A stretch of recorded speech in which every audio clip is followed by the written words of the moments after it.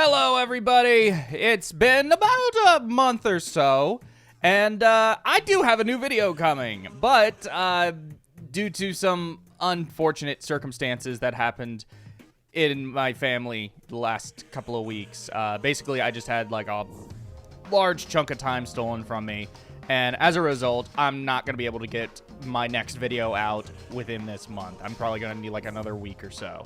However, it is still coming, and it should be out probably early May. Don't see any reason why it wouldn't be then. But regardless, I still wanted to get some video out this month, so I decided, hey, let's have a dumb Twitter argument about Atlus, you know? Let's just, it's been like a year and some change since the last one. I thought, hey, you know what? This is some great, easy content farming, so let's hear those hot takes. From Weebslayer 2049, I think Atlus generally makes good games. How dare you? From Happy Girl Lemon Tea Warm, Persona 5 is a good game. How dare you? Okay, for real though. Metaphor Brain Rot Spoilers or Tinker Loafer, I liked vanilla SMT5's minimal story. It gave me just enough to actually roleplay and make shit up in my head. The fact you people don't have enough imagination and blame it on the game is a skill issue. Fur. Now, I'll be honest. I think the canon of Vengeance is much better than the canon of Creation. However, I am also one of the people who believes that there was actually a lot more to the canon of Creation than people gave it credit for. I think there were a lot of great ideas and a lot of great themes and concepts and a lot of stuff in there that I think was like just really cool and interesting. It's just a shame that I don't think it really executed on them in the best way possible. I even made a whole video just kind of discussing the story and its lore and so on. But I don't know if I would say it's a skill issue. I wouldn't say it's a skill issue or an imagination issue. I really do think it comes down to how Atlus just executed on a lot of these ideas, and I think it is just, you know, kind of wonky. But I do agree with you that it is better than people give it credit for. Esper404 says, I wish Strange Journey leaned more into the horror / xenomorph / event horizon aesthetic. What that means realistically in terms of being a dungeon crawler, I don't know. I get what you're saying. I think it might have been something that's just a result of the hardware. I feel like that's something where it's just the DS could probably only do so much. But even then, I still really love the aesthetic of Strange Journey. How cold and almost clinical everything feels. The whole militaristic and just that whole vibe. But set all of it against like just white. And then it leads to all these surrealist scenarios in which they just like no idea what's going on. So I get that. Maybe if like the final dungeon, maybe if it leaned more into how this is a giant black hole or something, that would have been really cool. Instead, as much as I do still like that final dungeon's aesthetic, maybe have it lean more into like, oh, just nothing is here. Nothing is here. It's just disappearing. Maybe that could have worked better, you know, the whole event horizon thing. But I still like it. I still like Strange Journey's aesthetics, but I also see where it could have been done a little bit better in certain places. To be fair, Sector Gruz was kind of this, where it's essentially a big mishmash of Anslia, Booties, Karina, and Delphus. It's all kind of like merging together in a way. I think that's what they were trying to go for with the whole like event horizon. It's all just becoming like stretched out and like the same, but it also just in practice is very asset reusy. So like maybe if they actually blended them together, as opposed to you step through this door and now it's Antlia, you step through that door and now it's Delphinus, and you know, make it actually like all four of these were blending together. Maybe, you know, that could have worked for that whole event horizon idea, or just everything starting to fall apart and blend together. That could work. Tarpatti says, SMT1 is the only game where negotiation is cool and doesn't suck balls. Now, I don't agree with this pretty much at all, but I will say I want to use this as a jumping off point for something I've been thinking about more recently with SMT 1, 2, and IF. Basically all of the classic SMT games, all the SNES era ones. For whatever reason, those are like the only SMT games in which negotiation just felt like a natural part of my general cycle with it. Basically, as I would be like going through the game, playing through the usual loop, it'd be like, oh, new demon? Cool. Is this someone that I want on my team, or is this something that like I could use for fodder? Okay, first things first, talk to it. Fails? Okay, whatever, fight. And then it would just go and go and go. It felt like a very natural loop where it's like, oh, I'm actually talking pretty constantly with each one of these demons I'm coming across until I've gotten at least like, one of them or something. But like with later SMT games, Nocturne, 5, 4, with those, I was so much more picky with who I actually talked to. And I've been thinking about that lately, and I'm wondering, like, what exactly is it about those classic games that made me want to actually, just talk regularly, pretty much constantly. Whereas the newer ones, I'm just, like, so much more picky about it. Amanita JT says, I think Atlus sucks. I agree. Toxic Ass Whore says, Kaneko leaving Atlus has been for the better and has allowed a lot more unique identities to form for a lot of the series he helped establish. This, I think, is going to be an unpopular opinion. At least a couple of years ago, it would have been. I don't know about now. I feel like it's just been so long. I feel like people just don't talk about Kaneko in the same way. But no, I actually very much agree with this. I very much agree with it. I do miss Kaneko's art style being associated with so many of these series. But at the same time, like, I think these series have started to, like, really grow into their own and become their own thing. SMT now with Doi is like, it's great. It's great. No one's really complaining about it like they did initially with SMT4. If you were around like, 11, 12 years ago, there was a lot of complaints about SMT4 not using Kaneko. But I think now people get like excited to see more Doi art, and they get excited about it in a different way than they do seeing art for like Soul Hackers 2, though Soul Hackers 2 had a whole other can of worms for complaints. But like, I think it really has helped the series develop more unique identities and has helped it adapt and evolve for a modern audience. SMT5, Vengeance specifically, well, actually both sold incredibly well, and I feel like part of that is just they had this kind of evolving identity that has come as a result of Kaneko just taking a step back. And I would personally argue, I at least think, that SMT5 and Vengeance has retained a lot of that same spirit of classic SMT that was instilled there by the old guard. But now it just has a more unique identity of its own compared to other series. Venom Amala says, if a Persona 4 remake does happen, they should include Yosuke's romance and change the writing around Naoto to sound less turfy so we can lay that discourse to rest. Also give Narukami some of his best lines in the anime as dialogue options. So, first off, as of recording this morning, the domain, what was it, p4re.jp, that domain got re-upped, so there is absolutely going to be a Persona 4 remake announcement imminent.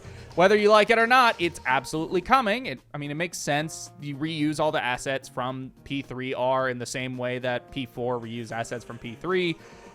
It's a very easy, simple way to just like, yeah, let's just redo this. Let's remake it. I know people really want P2. I want a P2 remake. P2 tied with P3 for the most desired remake, but let's be real, this is happening whether we like it or not.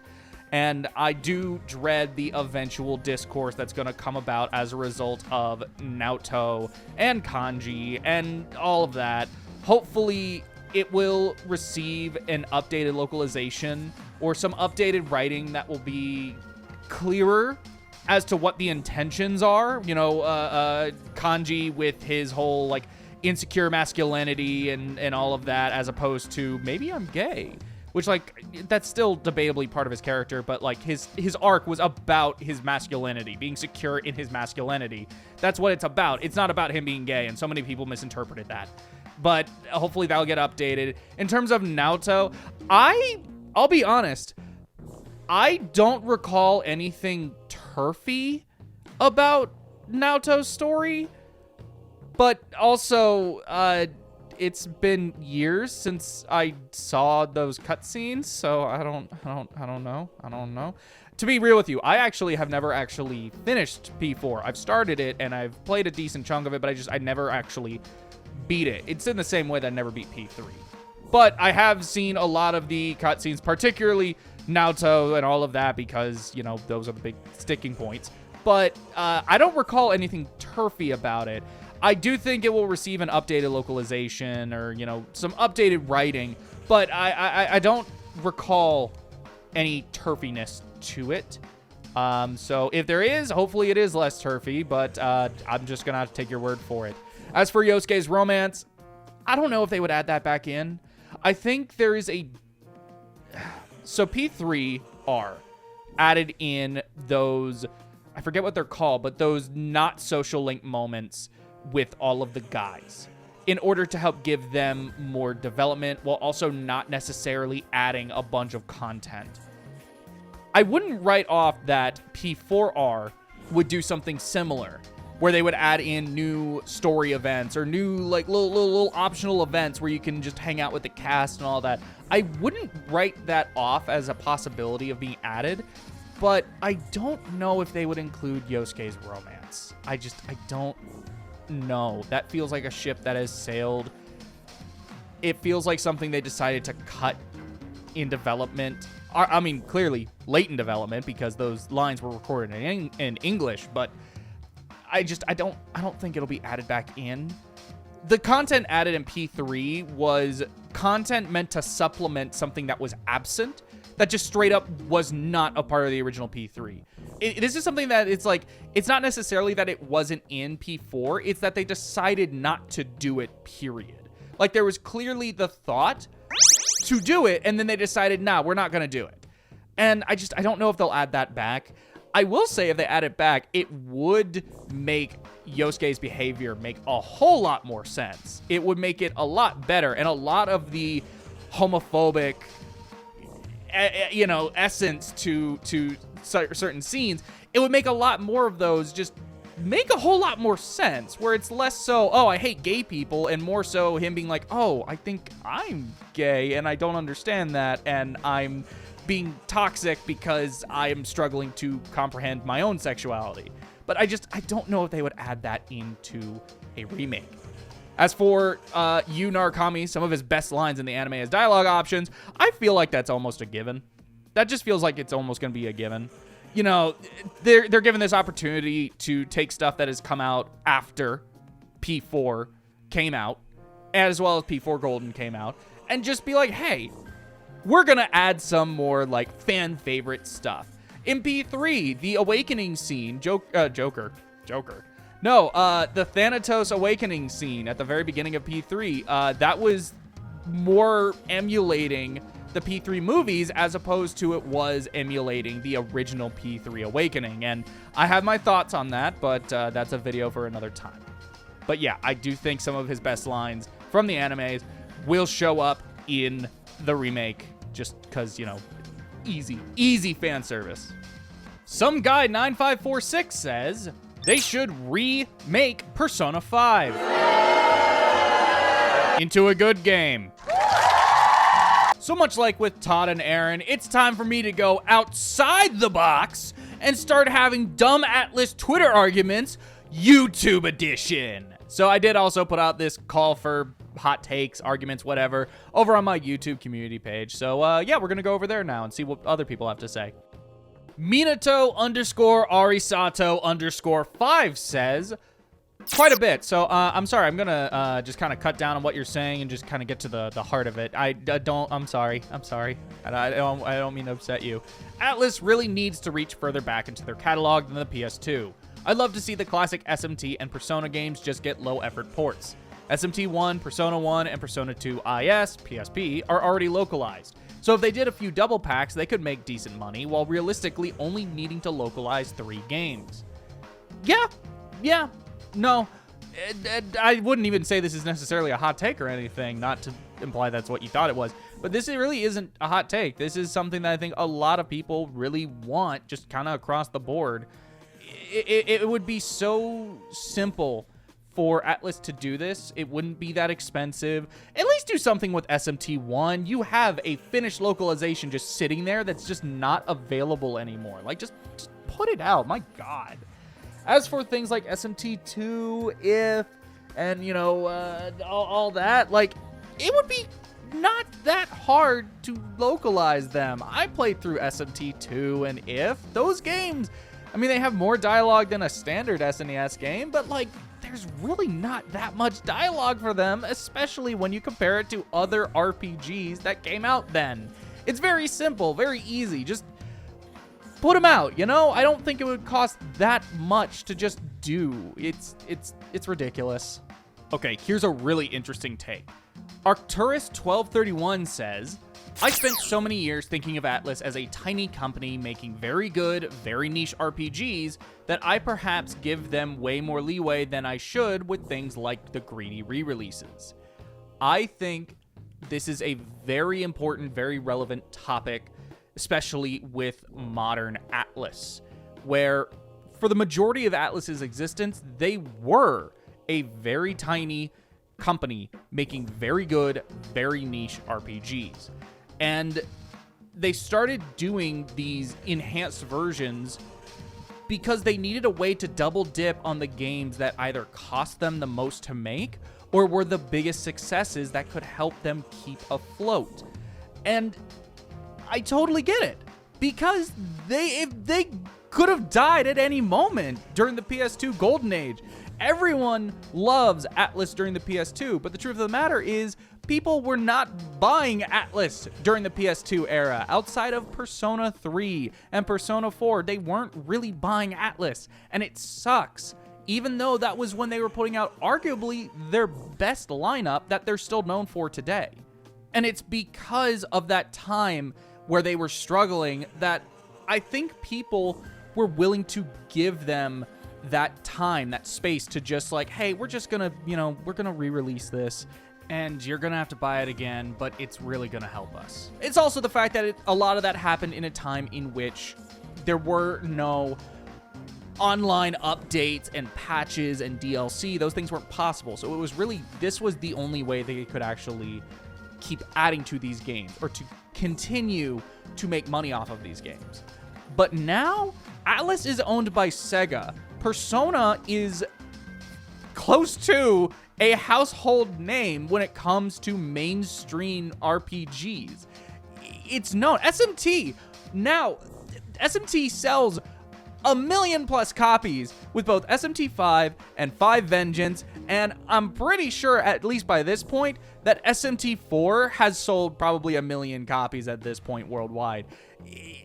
They are not in the same spot that they used to be back in the 2000s, but for the longest time, they kept doing the enhanced versions because that's what they always did. And now, I don't think they need to do them anymore. I think there is way less justification for it. If a game bombs, they can fall back on Sega. They can get some more support from there because Sega actually understands that they are of value. And I'm sure they're still being beholden to, like, oh, you need to make sure that this game does well, or if you keep having stinkers, you know, eventually we'll have to, you know, step in and do something. But it's like, there's so much more of a cushion there.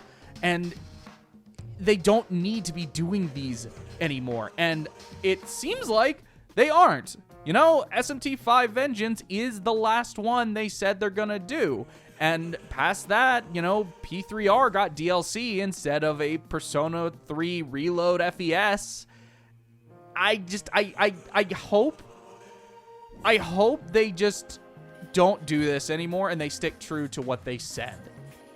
Jaffinator2166 says, Atlus should put out something for SMT55's 1-year anniversary. I know it's just going to be random Twitter posts, but for P3R, they had this big celebration with all the VAs that I know they're not going to waste their time with for VV. even though it's just as much of an amazing and profitable product.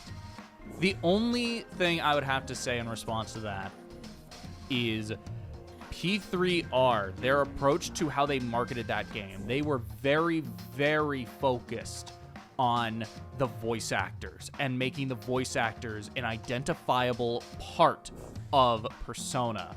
Because the characters are such a major marketing point, they wanted a huge focus on the voice actors who brought these characters to life.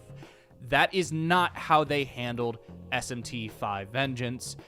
And while I do hope they do something for 5's 1 year anniversary, I imagine it will probably just be some Doi artwork that says happy 1 year anniversary. I don't think they'll do something like they did with 3R, where they were like, let's get all the voice actors together and get them to talk about the game or stuff like that. I don't think that will be the case. Persona is very much its own beast when it comes to marketing, and it's something that you really don't see with other RPGs of this caliber.